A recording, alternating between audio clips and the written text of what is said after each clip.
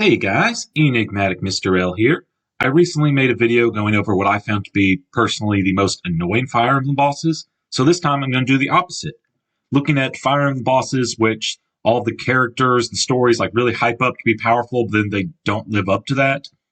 So unlike last time, where I had a few just kind of random generic characters like Rumel from Mystery of the Emblem or Ruger from Awakening, that you're not going to see that here. These are all characters significant enough to have their own artwork. So this time, I would say final bosses are fair game. If a final boss is really like annoying and frustrating, I'm going to be like a little bit lenient. It's like, okay, that makes sense. They're the final battle. But if the final battle is just a complete pushover, I think that deserves to be mentioned here. I'm not going to be talking about characters who are never directly fought. So, for example, in the Blazing Blade, Ephidel, he's kind of like Nurgle's right hand morph, but then he just like dies in a cutscene. So, not going to be talking about them there. And lastly, just like last time, this list is extremely subjective. You might find some of these fights challenging yourself. That doesn't mean you're a bad player or anything. Obviously not. These are just the boss fights I found to be. It's like after defeating like Shrug and like that's it. So with that out of the way, let's just get on with the list. Starting with Shadow Dragon, the Blade of Light, I went with Michalis, who is the King of Macedon and Minerva's older brother, serves as like a major like story arc antagonist. You fight Michalis after you fight Camus, who, unlike just having like a javelin, has the much stronger Gradivis, 1-2 range, higher hit, more power. And then shortly after you fight Michalis, who has less speed, again, just like a common javelin, and he's still weak. He's still weak to bows, as is typical of the class. So if you have a strong bow user, you can easily just take him down with like Parthia or something. Mystery of the Emblem, Book 1, buffed him a bit. They had him charging directly at you and gave him like an Iota shield to negate his flying weakness. But here, he's a bit of a letdown. So for Fire Emblem Gaiden, I went with Desai, who plays a major role in the story. He tries to eliminate the Sophiad royal family, but fails to kill Celica and take over. And especially when you first fight him at the end of Act 1, he has a Draco shield, which isn't just like a consumable item that increases defense by 2, but it's equipment that provides a massive buff to your defense and res at the cost of a lot of speed, and it allows passive healing. You're not quote-unquote intended to defeat him there. He just retreats after he defeats Slade. He's like, oh, I'm going to have to fight him again later. That he was so tricky before, I didn't know how I'd do it. And then when you fight him again, not only does he not have the Draco shield, he doesn't have any like equipment whatsoever. Not like a really powerful lance, not like a ring, nothing. He ends up just being like, in the chapter where you refight him again, you're more concerned about the Cantor that is like constantly summoning monsters than you are about this just random general. So for Mystery of the Emblem, this time I went with the final boss in Medius. So Medius does have a number of like strong things going for him. He does like a fixed damage attack that can like two-shot pretty much all of your units, if not outright one-shotting them. And I think he has lowers the attack of all like attacks that directly target him, lowers that attack. So he is challenging that way, but the big things going against him, you look at that base skill of 0. So he has like a fixed 70% accuracy, which when factoring in your own units avoid, he's going to be facing like shaky hit rates around like the 30s. So he's going to struggle just to even like make contact with your units. And his speed of 0 means he will never double, and almost certainly he's going to get doubled in return. It's telling that the one time I played Mystery of the Emblem, I didn't get Falchion. I just kind of skipped that village and realized, oh, that contains Starlight. So I couldn't get Falchion. Even then, I didn't have much of an issue feeding him. And on top of that, just speaking of Falchion, if you do obtain it, he's still weak to that. So overall, bit of a letdown. The only thing really like challenging about it is they're surrounded by 4 maidens, which if you don't like convert them or like kill them off, you can just eat one of them to restore his HP. But if you brought the right units, you need to recruit them, or if you didn't, just bother to kill them off first. Medius shouldn't really pose much of a challenge, especially for being the final boss of the game. So for Genealogy of the Holy War, originally I went with Manfroy, who is kind of like the mastermind pulling the strings behind everything. Then when you face him, he just has like a generic dark tome. He gets weighed down by it. Can't really use much of his like pursuit skill. But on one hand, he's not really meant to be like imposing physically. He's just more of like the mastermind, like pulling the strings sort of deal. And it's kind of challenging getting to him. You have to like get past Julia without killing her. You have to get past like his swarm of like bishops that I think have siege tomes or like sleep, have to deal with that. But also, there's another boss that came to mind. I went with Trevant. So you see Trevant at the end of Generation 1. He's responsible for Quan and Ethlyn's deaths. And so you really want to, get back at him. Then when you finally get the chance to face him in chapter 9, he doesn't even bring Gungnir. And yeah, there is some story reason. He leaves it to his son Arion, leaves Thracia in his hands, but it's still just kind of an anticlimactic way to this character's been hyped up so much. He's not a pushover by any means. He does have the all critical pursuit skill or follow up. He has Nihil, so he negates his usual weakness to bows. But even on top of that, he doesn't have any sort of 1-2 range option like a javelin, which in Genealogy of the Holy War are particularly good because the enemy will always switch over to them they can always counterattack. And is lackluster resistance of 6 means most likely if you have Forseti Arthur or Forseti Stead, they can instantly just obliterate this guy. You'll just move on. My son Arion obviously poses a lot more challenge. Part of me thinks it might have been better to have Arion be have Trevant be the final boss of Chapter 9. Then when he dies, he passes on Gungnir to his son who comes in, takes it. But as it stands, Trevant was a bit anticlimactic to face for me personally. For Thracia 776, we're once again going with the final boss, this time in Veld. I think Veld, to an extent, is just kind of victim of Thracia 776's mechanics. All non-HP stats, they're capped at 20. So you look at that, and they did kind of the best they could. He's got cap speed, he's got cap magic, which also counts as a resistance in this game. He's got a fairly high HP of 80, but none of that changes the fact that once he finally reveals the room where you fight him, he can just warp in set in, he'll just annihilate him with a Forseti crit, or even if you chose size over Sed, you can just warp in Galsus in. If he gets lucky with a Master Axe crit, he's instantly going down in one round of combat. His skills Adept and Renewal aren't really helping him that much. And if you really just want to kind of rub salt in the wound, you can have trained up Tina. If you're standing on a magic tile, she can just steal one of his weapons, just kind of really rub salt in the wound. Or you can't even just bother capture him and release him. You don't have to kill the final boss. So I know he's not a major dragon or anything like that, but he's still the final boss. And as such, he's a bit a joke in the Fire Emblem community as far as final bosses go. And I think for good reason. Speaking of jokes as far as final bosses go, and for good reason, for Binding Blade, I knew it had to be none other than Idun, who is the final boss if you get the good ending of the game. So it really is telling that Roy at base can 3-shot her with the Binding Blade. And if he's trained up enough with enough supports, he can outright just one-round her. Most likely your playthroughs, he's going to be somewhere in the middle. You're going to be trained in, but he's not completely capped out on important supports, stats, that sort of thing. But even still, you can just warp in Roy, have him attack Idun at 2 range, because you can't even fight at 2 range, deal away half her health. Then on enemy phase, Idun will charge in, attack Roy, and he'll finish her. That's it. In hard mode, she only gets a point or 2 more HP. That's it, as opposed to her normal mode stats. I have seen someone point out that from a narrative perspective, this makes sense, as Idun isn't really supposed to be the main overarching antagonist, but she's just kind of a broken monster being used by these dragons to create more war dragons. But it still doesn't change the fact you want the final confrontation to be this big epic showdown, which it really isn't. It's really telling that when Zephiel, who is the final boss, if you don't get the best ending, he provides a lot more challenge. He's it can be difficult to take him down. He lacks the weakness to armor slaying weapons, despite the fact that it looks like he would be an armor class. He's kind of difficult to take down, but Idun, not so much. Okay, so for Blazing Blade, this one was a bit of a tricky one.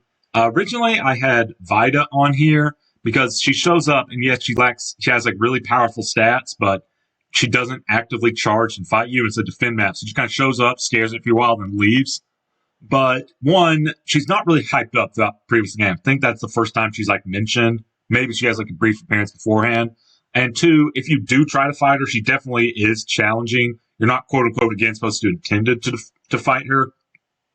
But if you do, she might be the most difficult boss fight in the game. There weren't really a lot of options, but in the end, I decided to go with Limstella, who Nurgle says is his most prized or most powerful one. And just before like the penultimate chapter, he gives them like so much power. It's like you won't live to see sunset. You're like overrun with so much power. The main reason Limstella's on here is because in normal mode, they use a modified version of the female sage class, which grants them higher constitution, higher resistance, and higher defense. But due to a glitch or oversight, when going to normal mode, their other stats like magic and speed are better, but those stats, resistance, defense, and constitution, are lowered. That, coupled in with the fact that there aren't really a lot of solid alternatives, in my opinion, that was enough to earn Limstella a spot on this list. So for Sacred Stones, I went with Reeve or Rive. Again, kind of like Manfroy, kind of like pulling the strings, a big like mastermind behind things, in addition to Leon himself. You fight him in chapter 19 optionally. You can just like warp skip that chapter. Fight him, clear it in 2 turns. He's a little bit scary there because he has a chance to crit, but just adding Hoplon Guard fixes that issue. Big reason he's on here this list is because in chapter 20, once you have some experienced gang, you're probably just going to be like warp skipping that map, just warping like Ephraim or Erica over the river to seas and like warping a boss killer, fly to boss killer. And in that sense, he's not a required fight. In fact, most of my playthroughs of Sacred Stones, I never end up refacing him again.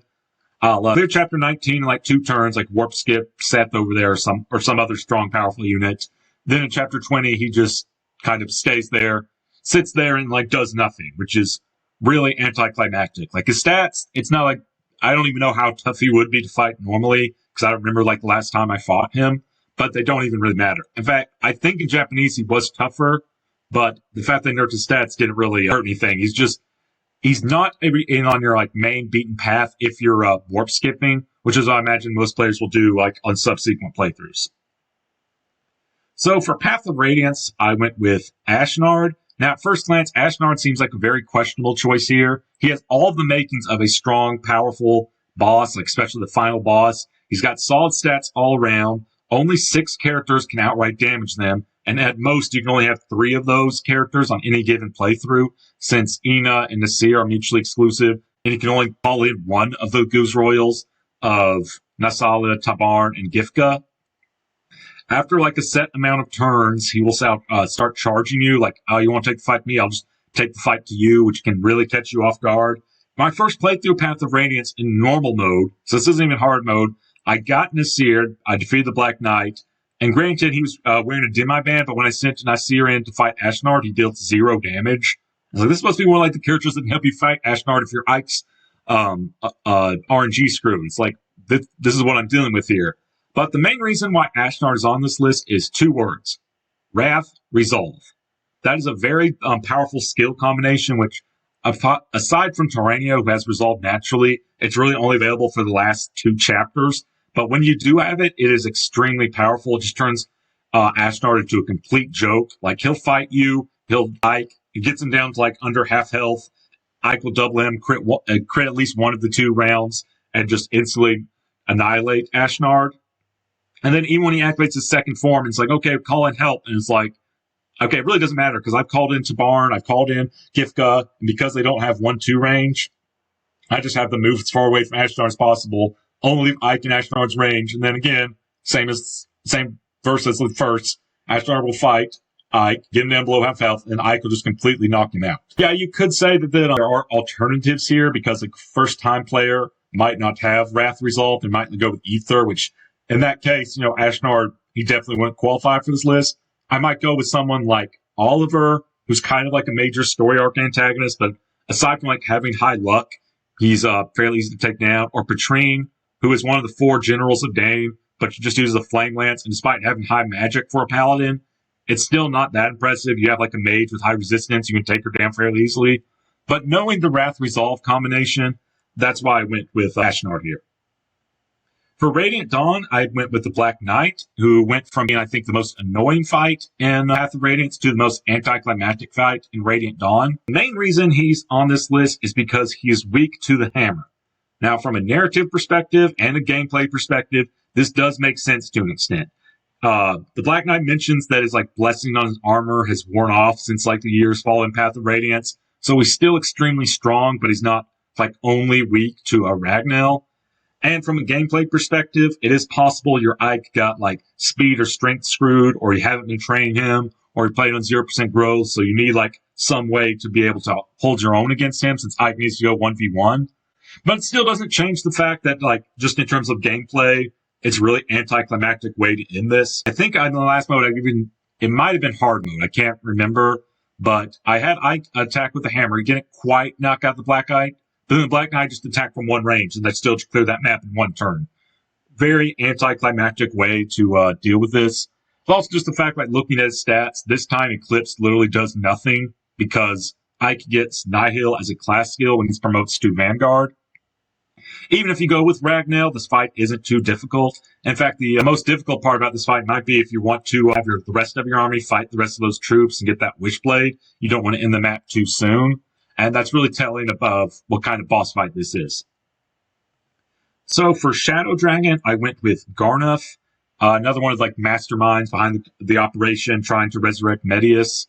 It should be noted that on higher difficulties, he has much higher stats. He's not a pushover, but then again, that's true of pretty much everyone in like Merciless mode in Shadow Dragon.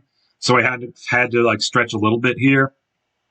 Now, in the first two games, Shadow Dragon, Blade of Light, and Mystery of the Emblem, there's a very strong incentive to take Garnuff down because that's the only way of obtaining the Falchion, which is like one of the best ways of defeating Medius. Here, that isn't the case. Like, if you're playing the higher difficulties and you send in Marth with the Falchion, Medius will most likely return the favor and just double and kill Marth. You can do that if, say, Medius has been, like, whittled down on health by, like, Tiki or Naga or Ballista, and Marth can just land, like, the finishing blow with the Falchion. That is one way.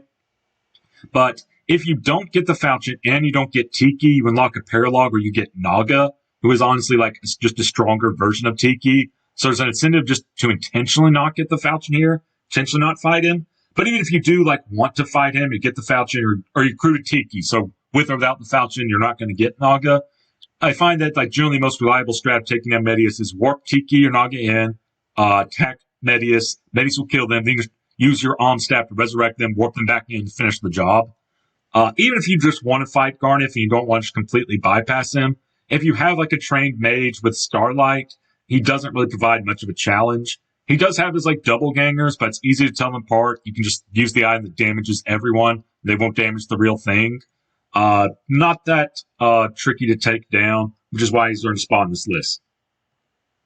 So for new Mystery of the Emblem, I initially went with Clarice, who is kind of like a reoccurring antagonist in like the Paralog chapters, like Chris's side of things. And she's locked to the Sniper class, so she has 0 enemy phase, or I guess I should say on player phase, you can just attack her with without fear of like consequence of retaliation. But ultimately, I decided to go with Astrum, who is a recruitable character, but he appears as like a boss in 3 chapters, 7, 8, 9. And like the game hypes him up, like there's narrative that calls him like the strongest man on the continent. And there's like the big meme of like in his recruitment chapter on higher difficulties, he just gets one-rounded by all the thieves surrounding him. I previously made a video on units I felt aren't worth recruiting, and someone brought up Astrum, who I definitely feel is worth a mention on that list. If not on like the lower end, at least like a dishonorable mention, because there's also just the fact that if you kill him early, you won't have to deal with him as like a recurring like antagonist chapter 8 and 9, but also you get the Mercurius early, and that will provide more help to your army than Astrum ever will.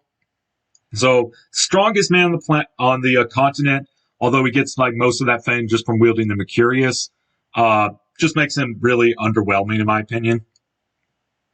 So for Fire Emblem Awakening, I went with Walhart. Now, the reason why Walhart's on this list is arguably less to do with Walhart and more to do with like the map itself, but I don't think I'll get another chance to really talk about this. So, in Fire Emblem Awakening only has 2 map objectives. Rout, kill every last one of them, or defeat the commander. And I've always found it strange that in Chapter 11, when you fight Gangrel, through the game's narrative makes it clear that his army has deserted him in mass, just has a few soldiers. He's like trying to suppress the mutiny by force, but it's not working well. That map, you'd think would just be a kill commander, and it's like all the rest of his troops be like, well, I'm only in this fight because he's threatening my like wife and child, so the fight's over. No, that one's around. And conversely, Walhart, who has like it's repeatedly mentioned that he inspires loyalty of soldiers, like they generally believe he's like going to bring about world peace in his like own way. It's like the chapter you fight him in like chapter 20, it's like the soldiers look like they're ready to die before they surrender. That chapter is a defeat boss. Like once you kill him, all of his soldiers just instantly surrender. I've always felt that strange. I think they could have done something like while Walhart is still in the field, have it be like a route map, but while Walhart is still alive, there's just an infinite number of reinforcements, and killing him ceases the reinforcements. Maybe something like that. As it is, I've always just found that a bit strange. So for Fire Emblem Fates, once again, going to be splitting out into the 3 routes because they have different bosses. So for Birthright, I went with Xander, specifically the time you face him in Chapter 26, the penultimate chapter. So you first fight Xavier in like Chapter 12. He's not the main boss, but he's very strong for at that point in the game. You're not timid to fight him. It's an escape map. You're just meant to like get out of there as quickly as possible. And in that map, yes, some of his stats here are better, noticeably like a lot more HP, but some of his stats are actually worse, notably strength and defense. He actually has worse in both of those. And yes, there is like a narrative reason for that. He just killed his sister Elise. He's basically like committed a version of like Suicide Cop. He doesn't want to live anymore. But it doesn't change the fact that the game's narrative has been hyping up this battle. Like in Chapter 12, like I said, you face him and he's just like, you see his stats, like, I gotta get out of here. And like Leo mentions, like Xander's always been holding back all the times you fought him, like the castle rooftop. And then when you fight him, it's just like a complete pushover. If you're trained up, Corrin can like kill him in like 1 turn, or maybe if you have a little trouble, like in 2 turns. I think they could have done something like have Corrin and Xander face off alone, far away, like in the north of the map. It'd have to be a big room, like over 10 tiles wide, and just Xander won't attack until you enter his range. Because like he mentions in like a cutscene, I'm not going to fight until you're ready. So like just integrate that in the gameplay. Then if your Corrin's like RNG screwed or you haven't been training them, you can have the rest of your army work your way up, unlock the door, and like fight really beefed up, powerful Xander there. Then after you face Xander, he pulls one of those, you beat me in the gameplay, but not in like cutscene. Like he starts to win, then he kills Elise. And that's the point where he realizes he doesn't live anymore, and just basically just finishes him off in a cutscene. I think that would have made this fight way more climactic. So for Fire Emblem Fates Conquest, I went with Gaiden. So the other 2 bosses in Fire Emblem Fates, you fight them once, and then they activate their true forms. Like you fight Gaiden Birthright, and he's like, now I'm transformed to Big Dragon. That's the final boss. In Revelation, you fight in Echoes, he needs more power, he just omnoms Gaiden, absorbs his power, and then transforms, what I think is a pretty good boss fight. Gaiden, even though he's not technically the final boss of the game, that belongs to like possessed Takumi, he's still more or less like the main antagonist of the game. Like most of the story's narrative is about trying to convince like the Norian siblings to like turn against him. He's been like hyped up sort of thing. And then when you fight him, it's like, yes, this chapter is annoying. It's got those infinite range, like entrap maids. That's annoying, but Gaiden as a boss fight isn't really anything that special. Like his skills, they add like defense and res when he attacks. He can restore his HP every turn, which can prolong the fight, but it's not going to really cause your units to die per se, unless they get, unlucky or you drag the fight on too long, try to bypass some of the enemies. And Savage Blow can't even kill. You got Dragon Skin, like, half damage, but you just got the, super powerful, like, Shadow Yato. And as long as Corrin hasn't, like, reclassed to anything that can't use swords, he can use that effectively against Gaiden, has weapon triangle advantage. Then you just have Xander come in also with weapon triangle advantage. And Camilla at base is going to deal, like, neutral as axe versus axe. Really, this fight, I get, why maybe it's not too difficult, because the next chapter, the next a part of like in-game certainly is. Maybe the new players be replaying this a lot. They didn't want it to be like too difficult. But it doesn't stand though, like especially the first time you fight him, it's like, well, that was anticlimactic. So for Fire Emblem Fates Revelation, I went with Gunter, who's hyped up as like you have like a traitor amongst your teams. Like who could it be? He's been with you from the beginning, but he's actually like serving Anikos. When you fight him, it's like, yes, despite like his dragon skin skill again, like halving damage, he really isn't that difficult to take out like turn 1, as long as you manage to get enough distance with like either like rescue staffs or dance or like that sort of thing. He only has a 1 range weapon equipped by default. You can just safely fight him at like 2 range. And even at 1 range, lowers his defense and resistance. Even if he gets a chance to attack on enemy phase, his speed of 17 means he's not going to be putting in the most work with that Brave Lance. Overall, it's like, as long as you can close out the like distance between them, its chapter is pretty easy to just clear like in 1 turn. So for Fire Emblem Echoes, Shadows of Valentia, I went with Slade. His role has been expanded upon as opposed to the original Fire Emblem Gaiden. He's the very first opponent you face. Like in the prologue, he tries to kidnap Celica, and Mycen saves the day. Then he once again appears at the end of Act 1, and he like retreats when you defeat him instead of dying. And it's implied to his conversation, like he mentions like a mage village. He might be the reason why Delphia gets kidnapped.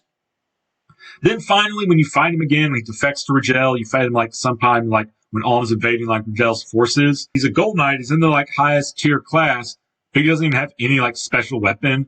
If you complete like a side objective like Celica's, like one of those like missions for like rewards, you can end up like selling steel lances for like a high price. And like the merchant says, like he's a weapons dealer, and then Slade will have a steel lance instead, but still that's nothing really too special. It's also into that if you don't do that side quest, that Slade is still alive. Like a merchant mentions Celica, he has an angry client who was upset they didn't provide him with enough steel lances, so he's going into hiding for a while. Yet despite that, like Slade never shows up again. Really, just the final time you face him in Rigel, he really is nothing more than like just a generic enemy with like slightly scarier stats. I mean, you can be a little bit careful with him. You're not going to just like, leave a healer just in range of him along with like other enemies, but no special weapon. Stats aren't that impressive. He really doesn't live up to the hype. So for Fire Emblem Three Houses, I went with Cornelia, or I think Hopes revealed that the name of those who slither in dark who is impersonating Cornelia is Cleobulus, but I'm just going to call them Cornelia because that's what Three Houses calls them. So this is specifically the Cornelia you face in the Azure Moon route. So leading up to this, it's been a big decision for like the Blue Lions and like the Church of Saros. It's like, do we go to like reclaim the kingdom capital like Ferdinand, or do we go to like take the battle directly to Enbar to end the war as quickly as possible with like pros and cons of each? Then after Dimitri, after like the Battle of Gondorfield, man, just like comes to his senses, he realizes he needs to be there for his kingdom. So it's like supposed to be this big like triumphant return. And then this map is one of the easiest just to cheese in like one turn. And that's part of the map itself rather than like Cornelia. But it doesn't change the fact that even I was playing like on hard mode, like not like the Madden mode where you're always just kind of warp skipping maps, stealing them with like 1 or 2 turns as possible because all the enemies are way too strong. First time I played this, I was like, oh, wait a minute. Just move a unit up here, maybe like stride, dance, warp, and boom, Dimitri cleared it 1 turn. And then I reset because I actually wanted to play the map normally and went like around, deal with like all the mechs and stuff, but it said something when even when I was playing on hard mode and I'm not like LTCing or something, I saw there was a very easy like 1 turn clear right from the get-go, which for being like a major story antagonist is a bit of a letdown. So for Fire Emblem Gage, I went with the Fell Dragon Sombron, who might be an odd choice. It's not that he's easy per se, especially if you play on like Maddening. He can be a fair challenge, like especially for a final boss. But the main reason why he's on here has less to do with like how difficult or easy it's per se, but more so like the nature of the fight itself. So his first phase, he's just like not in his dragon form. He's weak to a trap. You just bring him over, clear him in 1 turn. Easy. And of course, he transforms in his dragon form. You have like a more difficult fight on your hands. But he says something like, I've summoned dark emblems from this world. And think, oh, I'm going to see like past antagonists as emblems. It's going to be so cool. But in reality, it falls, I think, for a few reasons. One is just the fact that the dark emblems, they don't really like resemble like past antagonists. They don't have voice dialogue. They don't have like skills like emblems do, which like, oh, I see if they have that skill because that references that thing they had. They're just kind of like generic units, like slightly stronger to get like a revival stone. That's about it. And the fact that in all of my playthroughs, it's like once you defeat 4 dark emblems, the shield breaks and it'll like resurrect again, summon 4 more dark emblems, like repeat. But the most way to do it, I find, is to kill the very last dark emblem on enemy phase, his shield will break, and then just finish Sombron all at once on a player phase, which is tricky, don't get me wrong, but it's still, I think, the easiest way to do it. So the other 8 dark emblems, I've like never seen them in any of my playthroughs. And I played Fire Emblem Engage like 4 or 5 times, never seen them.